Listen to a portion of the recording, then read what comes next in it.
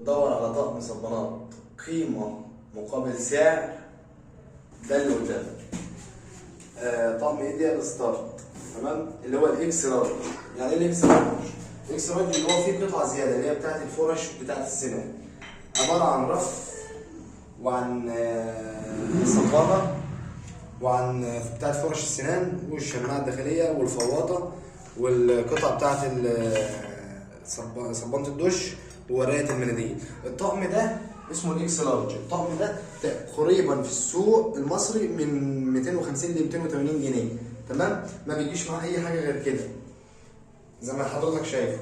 بتشتري له انت بقى 2 فواطة كريستال وطقم مسمار وورقة المناديل و2 فواطة على حسب بقى زي ما انت عايز. ده اكتر طقم يديك القيمة مقابل السعر، اللي هو بلاش البراند ابو 1000 جنيه لو انا مش مقتدر اجيبه. ده هيلعب معايا الدور كويس قوي في حتة الايه 300 400 جنيه بالكتير. حاجة محترمة قوي قوي وفخر الصناعة المصرية فعلا. وفي نفس الوقت طريقة التركيب بقى بتختلف من فن لفن، يظهر يديله لمسة جمال تظهره. سلام.